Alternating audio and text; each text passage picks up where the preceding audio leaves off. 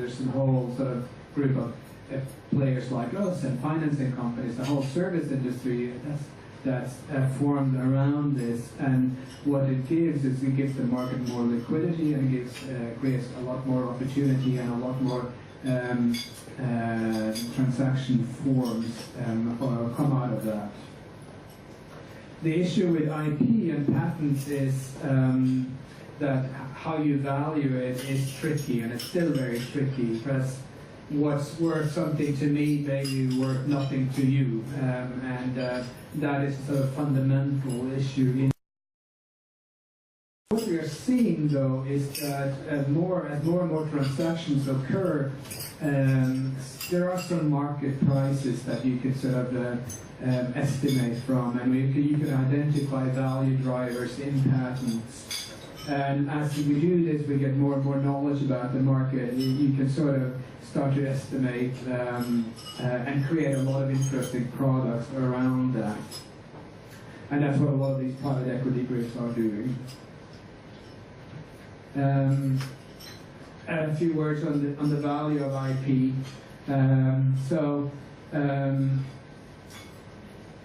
If you look at the value of U.S. listed companies, it used to be that what the stock market value in a company was its physical assets, buildings, and that sort of thing, machinery. But that's totally different now.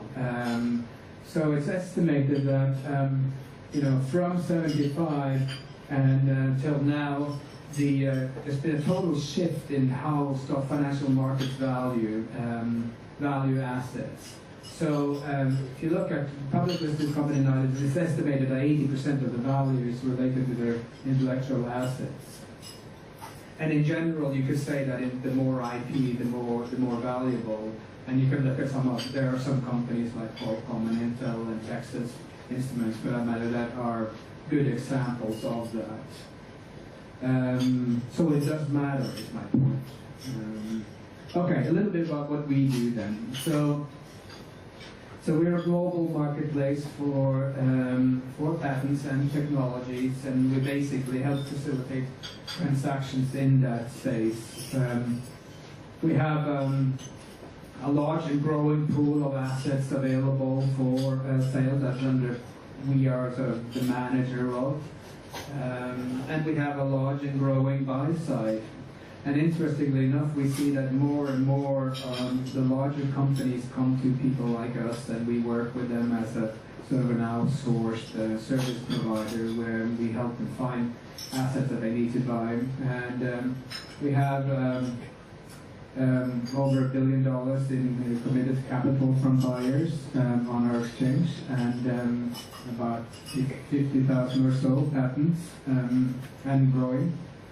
An average, if you average the patent value, that's probably about $1.5 billion or something like that in available assets. So this is typically this is sort of the status of the market and what it looks like.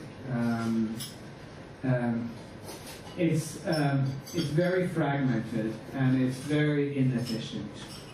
So, for example, if you are a developer in Taipei and you have some patents and you don't have any money to create any products, what do you do? Well, you go to a local broker in Taipei, and he has a cousin who knows someone in Hsinchu, so you can possibly find a client there. But it's small, it's local, it's low value because you don't really participate in a global market. What we are trying to do and doing is sort of connecting the dots and create a global ecosystem for this, so that and we've developed a sort of internet-based infrastructure for that, where buyers and sellers and intermediaries around the world have a common infrastructure that they can use to search for things, to market things, to syndicate things, and where geography no longer matters. And as I mentioned earlier, the sort of transactions we're seeing, for example, I'm working on a deal now where we have a small developer in New Zealand wastewater system that has a transaction to India. They would never ever find each other. We've sold patents from Taiwanese developers to France, for example. Wouldn't happen. And I think, you know, an opportunity for a place like Hong Kong is, for me, so logical here. I mean, there's good things being developed here. We know that the big challenges that universities and smaller, medium-sized companies have here is channels to market, and it's very, very hard and expensive and difficult because it is so fragmented. That's one thing. So that's on the outbound side. And then you have a neighbor to the north here called China that has an insatiable demand for everything and need everything, but has absolutely no ecosystem to relate to. And so if we look at how IP transactions are done and what is required, it requires an ecosystem. It requires law, it requires finance, and it requires technical resources, and a subset of those. And that creates obviously service revenue. And I think there's this enormous service opportunity for Hong Kong that really taps into Hong Kong's core strength. And I think that knowing how Silicon Valley and how outside world reacts to China, they're all really nervous because, you know, there's two challenges. People say there's two challenges doing business in China. One is getting product in, and the other is getting money out.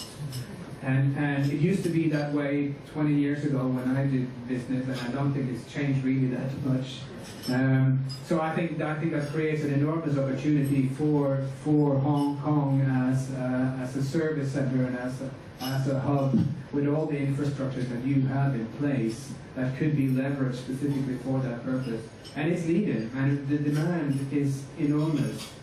We get contacted, I wouldn't say on a daily basis, but we certainly get contacted by a lot of China companies that are looking for this and that and want to acquire and need to upgrade their industry. And politically, the government is saying, yes, we want our company to upgrade it.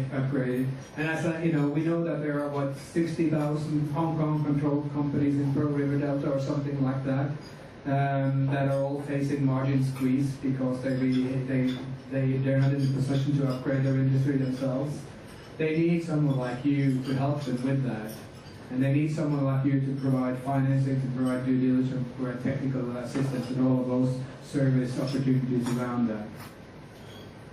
Plus, I think that from an investment perspective, there's all sorts of opportunities that can be done that you, as a place of a very, very knowledgeable and skilled finance industry, can leverage in this. For example, like asset pooling and those types of things.